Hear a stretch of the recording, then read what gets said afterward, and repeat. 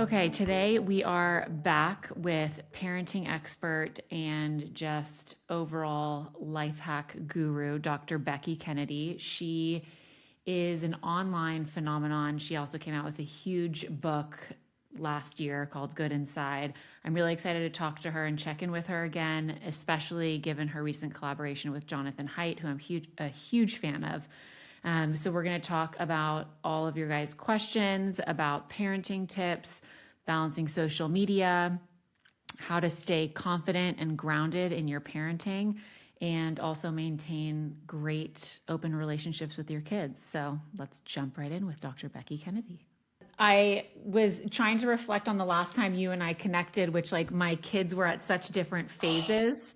Yes. And now I find myself at my daughter is 4 and then my other daughter's 2 and I'm having another baby very soon. So I'm like constantly digging deep into your feed to get all of the relevant tips and tricks and digestible nuggets, but you've also grown so much since you and I connected last and most recently with Jonathan Haidt, which I'm so excited about because that's such a big topic. So I want to talk about Yes. all of that. But before we jump in, I mean, how are you? What are the big topics you're talking Oh about? my goodness. I'm good. I mean, yeah, my kids are now, they just feel all like big kids. My youngest is 7, and so I just feel like I'm in a completely different life stage and thinking about, some new topics. Still, I love those younger ages so much. I mean, it's still what I, work with parents on when I meet one-on-one to kind of keep it all fresh. But I think, the latest things on my mind are just the importance of boundaries. I think more than ever, boundaries are just the most important thing for us to learn as people, as parents in this digital age for ourselves, for our kids. So I'm kind of obsessed with thinking about boundaries. And just more focus on making sure parents have the skills they need and kids really build the skills they need, not only for their childhood, but really for life. Boundaries is such a big topic, not only for parenting right now, but I also feel like just for the people who are parenting to have these boundaries instilled with whether it's their in laws or their own parents or just friends. Boundaries is such a big topic. And especially because this will come out around the holidays, boundaries seems to be like the number one thing that people need to be reviewing going into Yes. whatever their holiday dynamics are. Do you have Yes. any Yes. guidance there for people who are concerned about their inability to hold boundaries or maintain them? Yes. So I think what's important to start with is just what is a boundary? Because I actually think a lot of us think about a boundary in a way that I guess you could say is kind of wrong, although I don't like that word. It's just unhelpful. And also just it ends up making us feel frustrated. It kind of sets us up for failure, right?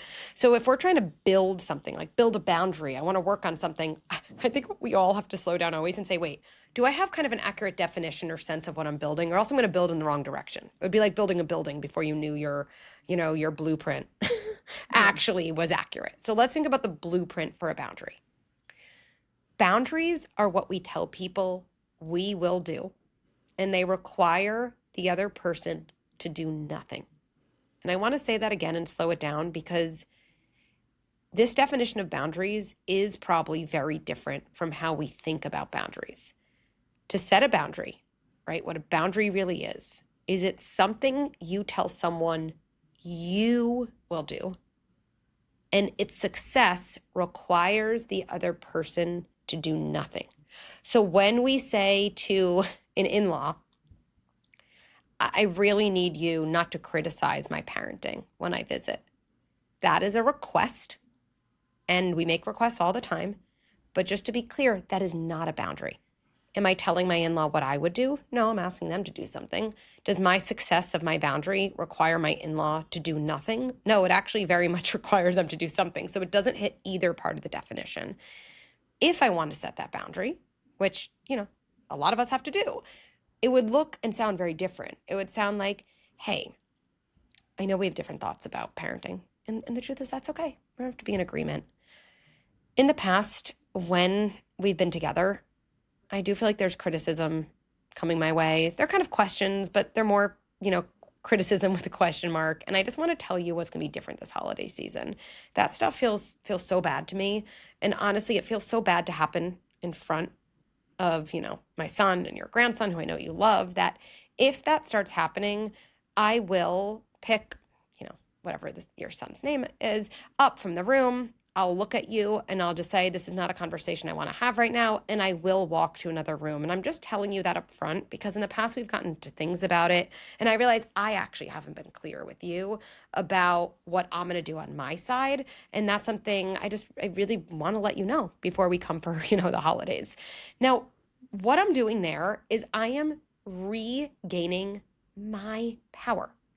So often when we say someone doesn't respect my boundaries, we really mean I'm making requests someone isn't following. And then I feel more and more frustrated and powerless. Yes, that is an awful feeling, but the answer isn't to make the request harder.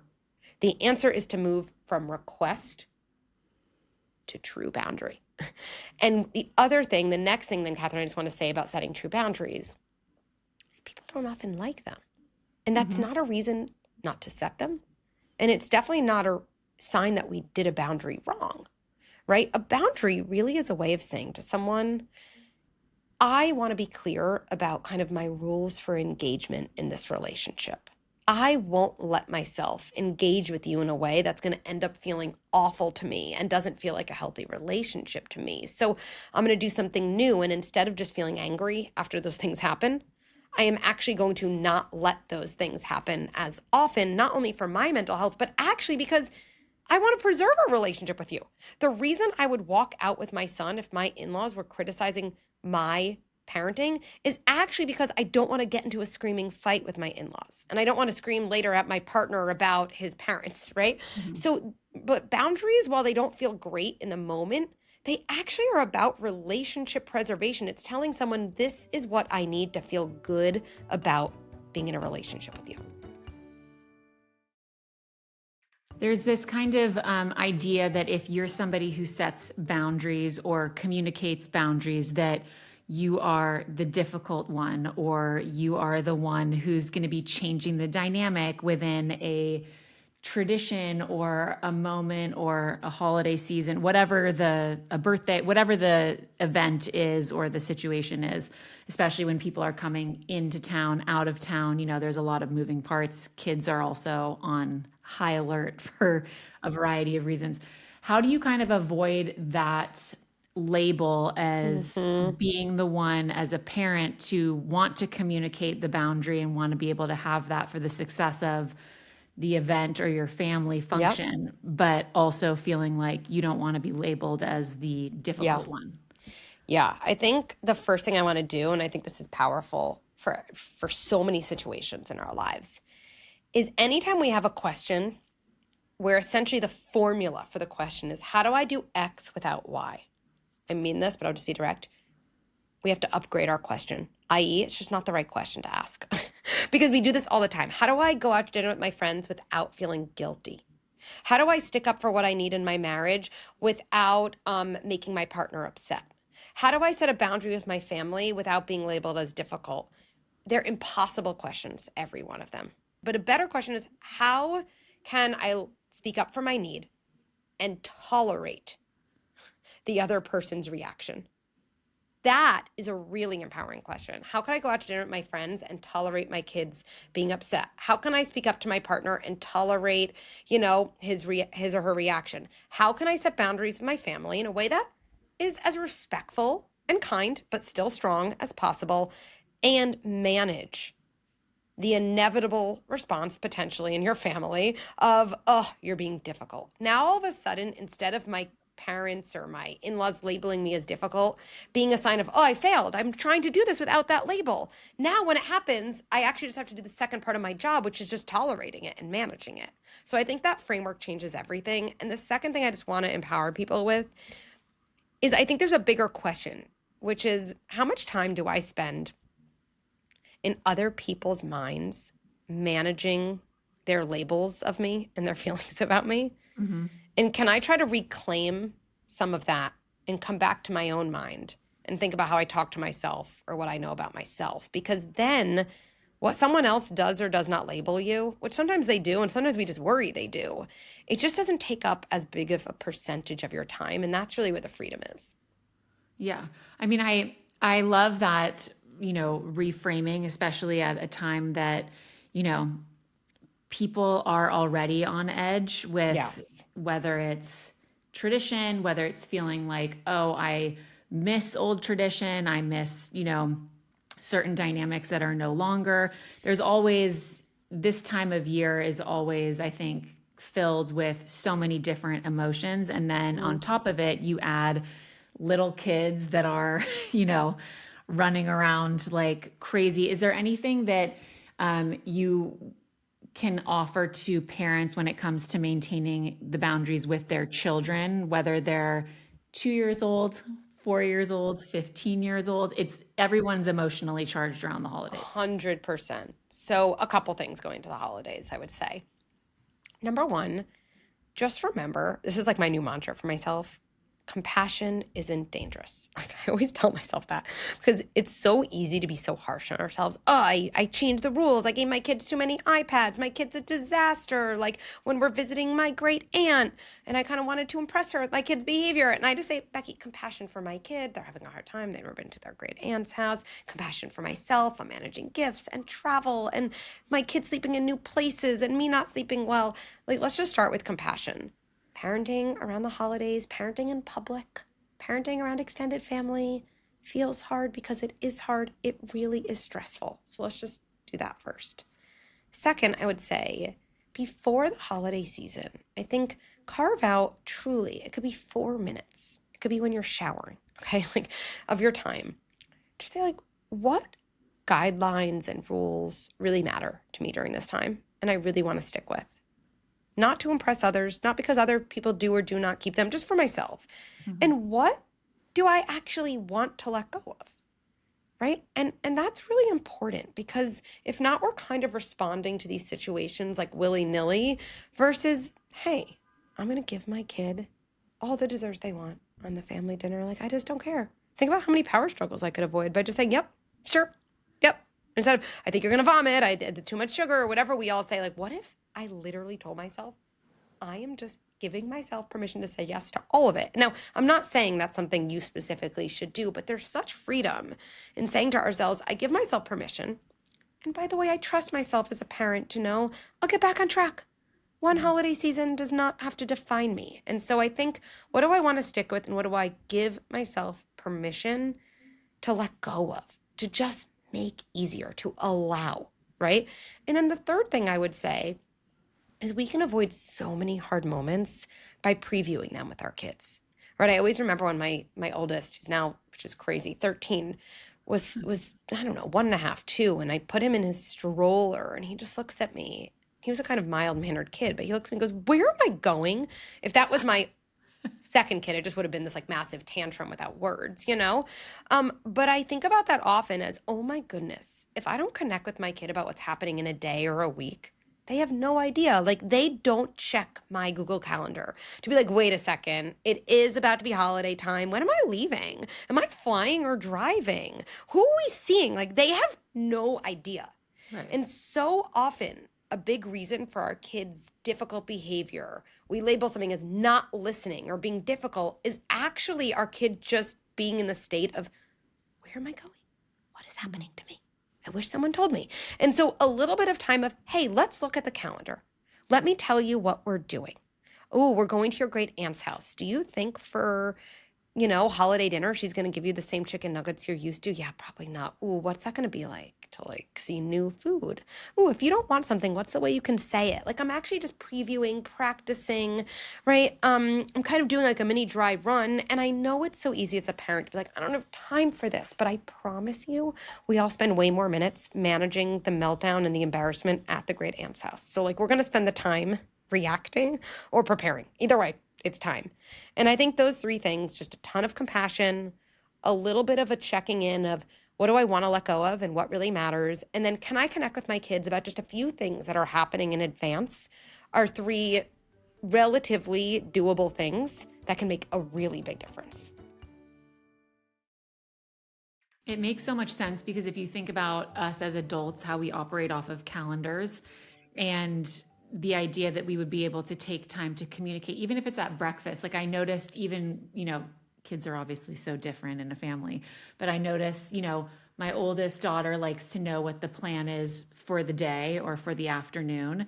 And then my youngest one likes to know what she's doing tomorrow before she goes to sleep as like a game plan, which as somebody who lives on, like I thrive with having a plan or a calendar. I totally get that mentality, and also doing it around the holidays makes so much sense. And it really does. It's something that you can do at the table, you can do it in the car. Like I've been able to, do it on the way to school in the car with my oldest daughter. So being able to do those things is such a huge gift. You mentioned this, kind of idea of which I feel like so many parents are dealing with, the phrase of like, oh, there are too many iPads or too many technology related items around. You've done this amazing collaboration with John Haidt. We've had him on before. I'm a huge fan of his work and your work. So the blending together is like goals. But can you talk a little bit about that partnership and where that came from? Yeah.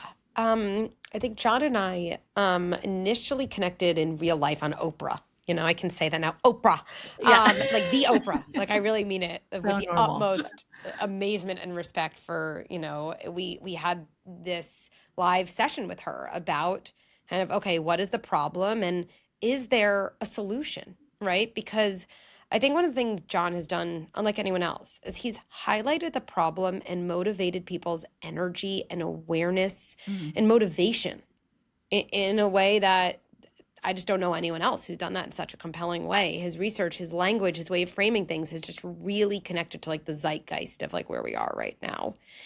And I think this natural pairing happened where I think parents feel like, oh my goodness, this is a massive problem. You're right. Like this resonates. This so speaks to our experience. And I think for me, the space I love to live in is okay, how do we move from panic and uncertainty and problem to hope and empowerment and solution? And I like to think about that with parents in like I always say an absurdly practical way, because I think John's like, okay, here's the spotlight. And then he would say himself, like in terms of like in your house, exactly how to manage these moments. Because at the end of the day, parenting isn't about big themes. It's just about these collection of like moments that happen. He would say that's definitely not my area of expertise. I would say my area of expertise is not in highlighting these, these large problems in like a data informed way. I'm not a social scientist like he is. My expertise is a little bit after that handoff. Okay, what can we do? What can we actually do? How do we have these conversations? What can I do when my kid is young to make the whole thing easier later on? What can I do when my kid is on the verge of getting a phone so I actually set a foundation for healthy dynamics? What can I do if we're in that, oh, shoot, already did that. Things are not going so well, not just because of the data, but I actually just know it in my bones, but I feel so helpless. Can I do anything incremental to make it better? Those three questions, how can I get ahead of it? What do I do if we're about to kind of give a phone and it's already all happened? How do I go back to make things feel a little better? Those are the three questions I feel like at Good Inside we are really, really strong at answering. Not because there's one right thing to do that solves anything, but I do think there are processes that feel better. And this is why we're, kind of an approach that has these principles. How do I connect? How do we have boundaries? How do I establish my job is not to keep you happy with me? My job is to, maximize for what's going to happen down the road, all while staying connected so my kid doesn't rebel. And so I think John and I, between the Oprah, between our 92nd Street Y event, between so many other things, say, wow, there's the highlighting of the problem to motivate energy. But let's not just leave the energy around the problem. Let's convert that into actual concrete steps to make a real difference in our homes. So you talk about this in your, dialogue with Jonathan, but also on your social media, which Mm-hmm. is as a parent, your job is not to keep your children happy, but to keep them safe. Yeah. Let's talk about that because when it comes to the boundaries of technology in that framework, that's oftentimes a really challenging thing for parents of older kids, I've noticed, to wrap their head around because it is, the the awareness is different this year and now and today than it has ever been before around Yes. how much we've allowed as far as video games, iPads, phones, technology, all of it. So to backtrack as a parent, if you're a parent of a 13-year-old like you are, or a parent of a 16-year-old, and or even, younger kids, parents coming in with these boundaries, but also not wanting to upset their kids and maybe new knowledge as parents, you feel guilty. There's a lot going on there. But this kind of reminding yourself of what your job is as a parent is so important and so profound and also so challenging. All of those things are so exactly right, right? So a couple things. You use the word backtrack, which I think is such it's something I hear from parents all the time. How can I backtrack? Or I gave my 12-year-old a phone. I don't want to give my 9-year-old a phone, but that also feels like backtracking because I did give my 12-year-old one at 9 and now I know more, but right. Um, I'm a lover of metaphors, as most people know, but I really am. I think it brings together so many things. So I just want to share this because I think to me it so powerfully encapsulates the role we need to have in the reframe. So picture being on a plane, right? I always go back to pilot metaphors because it kind of brings up how our kids feel. The only time as an adult, our kind of safety is really, truly almost 100% in someone else's hands is actually when we're on a plane. Besides that, we can often like figure things out. And that is the closest metaphor for how a kid is, right? Because we are their pilot, right? As long as they're in our house. So imagine being a passenger in a plane and you're going from New York to LA. That's the flight. You see it on your boarding pass, New York to LA, and I have to get to LA. Let's say it really is for something really important. It's a board meeting, it's a wedding, it's something really matters. And an hour into the flight, your pilot comes on and essentially shares with you that there's some lights, I don't know, that came on in the cockpit or some weather pattern ahead that like seems, it's new news. They just figured out and it's like pretty bad. And essentially they're letting you know, we've got to, I don't even know, we've got to make an emergency landing, or let's say to make the metaphor more concrete, we've got to go back to New York. We're just not gonna be able to get to LA. I just want to know how many of us as a passenger is like, you lied. You're backtracking. You said LA. My ticket said LA. And let's even say we were in that mindset because sometimes just like our kids as a passenger on a flight, you don't actually understand how serious something is. And imagine, the pilot said, yeah, we're going to actually, sorry, we have to land right back in New York. We're not going to get to LA. And no, that's really annoying, right? And then all the passengers revolt. What? It can't be that big of a deal. You don't understand. We all have to get to this wedding. We all have this boarding meeting. Imagine the pilot saying, oh, okay. You know what?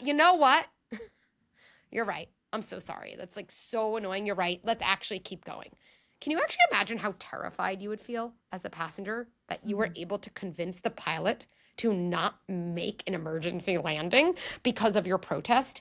This is the thing I really do keep in mind when it comes to everything around our phones. We are never backtracking if we change our rules.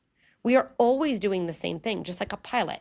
Our job is to make the best decisions we can with the information we have at the time. If information changes, on the surface, it might look like you're backtracking, but if you actually dig into it, you're doing the same thing you've always done. You're making the best decision with the information you have at the time, and your information changes, so maybe your decision changes, but your job of doing that is actually the same. Now, are your kids going to understand that? No, just like some passengers might protest, but I do believe deep down they get it. So for anyone listening who's like, I'm already in too deep, my biggest message for you is you're not. At any point, you could change the rules. Now, do I recommend doing that by taking your kid's phone without telling them and throwing it out the window? No, the how we do it really matters. But you can say to your kid at any point, look, I have learned information that disturbs me, that makes me worried. This is not a matter of trust. I trust you. This is actually a matter of me doing my number one job in a way that actually feels right, which is not only preserving your safety, also just keeping your long-term development and interest in mind. And here's what that means. And you can start smaller to even build up your own muscle of confidence. Here's the first thing we're going to start with. There's absolutely no more keeping your phone in your room after 9 p.m., after 8 p.m., whatever. And I know you're used to charging it there. And I know there's reasons you check something, use it as a calculator. You feel like your friends all text you later and you don't want to miss out. Those are all so real. And I'm actually willing to work with you about them. And starting tonight, your phone will be charging in whatever, in a box, in my closet. And I'm doing that not to punish you. I'm truly doing that to protect you, and protecting your sleep is part of protecting your mental health. And I feel, really strong about that. I'm not going to change my mind. I love you, and we're going to figure this out together. That is one moment where you're kind of, quote, returning to base. Now, are you backtracking? I really want parents to say, like with passion, no, that's not backtracking. Just like a pilot landing in an emergency landing, no one would ever say that pilot lied or is backtracking. That pilot is doing their job in a very difficult situation. And I just think that's so important for parents to keep in mind. The other thing that I think is so great that you and John talk about is getting on the same page as other parents. So it's less of a jarring adjustment or rule or theme within a grade or a friend group or whatever. I've already noticed in just like preschool, the parents, like some of the parent dynamics are very intense. I also have a 12-year-old stepson, so I have a little bit of like older parent group. And a lot of the parents, there's a lot of feedback. There's a lot of, feelings and things that go on that you can get stuck in trying to manage and feel like you're managing almost like another herd of children. How is the subject of technology something to tackle with parents? I think younger kids are probably easier because you haven't necessarily had to do any of the, as you say, backtracking, but and kids aren't necessarily coming home and saying, I really need a cell phone in elementary school necessarily. But when they get a little bit older and that's a request and you want to be on the same page, and to me, of course, logically, that sounds like the dream, having all parents. And I just actually heard of a school here in LA that the whole sixth grade, all the parents came together and said, when they graduate, we're not giving phones, which I think is great. But how do you navigate that as the parent who might be the one to say, I'm going to take charge here and I want to do this in a productive way? I love this question. And it's true. John and I think one of our points of coming together is this idea of collective action. I agree. Being the only one, being the only parent who does something a certain way, being the only kid who has a parent that's so hard because you're fighting something that's really, really hard to fight. And so what's the solution is, okay, how can I band together with other parents? Yes, those early conversations matter. That's something I told John. I was like, I was John Hiding this situation before you, not before you were John Haidt, who's alive, but before this book came out, because my kid who's 13, I started meeting with those parents in that grade in first grade. And it wasn't like, and I think here's the key thing. And it's really not about, hey, parents, we should all do the same thing. Let's meet to do that. That feels like this very top-down conversation. Most parents don't want to be that parent who says that. Most parents don't want to receive that. Even if it doesn't come from a judgmental place, it feels that way. To me, the way in, whether you have a 6-year-old and you want to get ahead of things, or you have a 15-year-old and you're feeling like, oh, I just don't like the way things are going. Mm-hmm. I think it's about starting a conversation with another parent in your community, just saying, hey, this topic's on my mind. And I feel uneasy about things. And I don't know, sometimes I feel like if I feel like that, maybe other parents do too. And it's not about coming up with something right. And there's no morality here.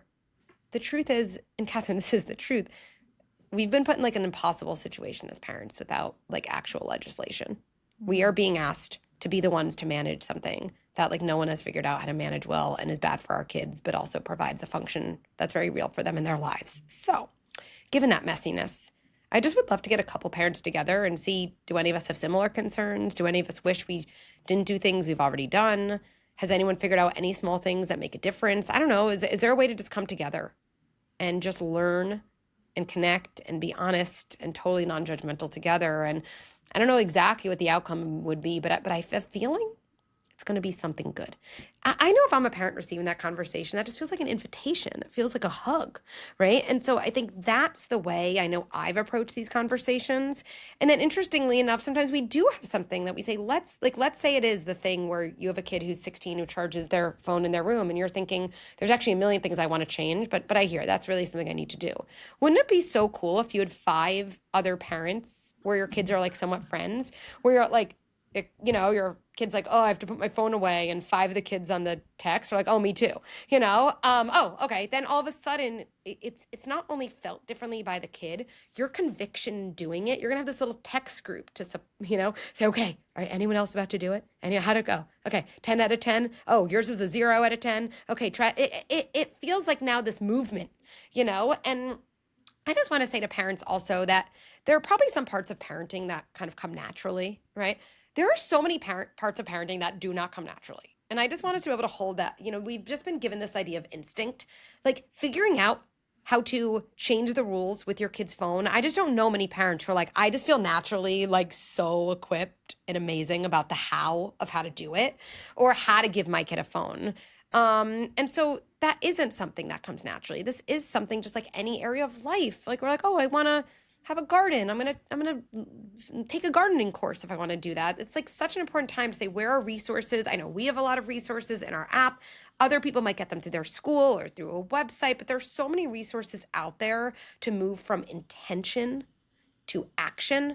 And I just want parents to know, like, not only is there no shame, I hope parents take a lot of pride in like seeking out those resources so they can actually put these things into effect. I think that's so helpful. And also, whether it's the holiday season or, the new year, being able to get on the same page and also make that time and investment into, not necessarily approaching a group as a whole, but really it seems like you're suggesting to do, more meaningful, small conversations, direct parent to parent, and kind of tackling it that way, which I think is such a great tip. I am so grateful for all of your time today, for all of your wisdom. I think this is going to be so helpful around the holiday season and just in life in general, because it's something that is just such a hot topic right now. And whether it's boundaries or being clear with your kids or managing technology, it's all such, big feeling oriented topics. So thank you so much, Dr. Becky. I really appreciate it. Well, thank you. Always so good to talk with you. Thank you so much to Dr. Becky for taking the time to chat with me, answer all of my personal parenting questions, as well as some of your parenting questions, and diving into the very hot topic of balancing technology with your children and how to navigate that as a parent in today's day and age. So thank you so much for listening, and thank you to Dr. Becky.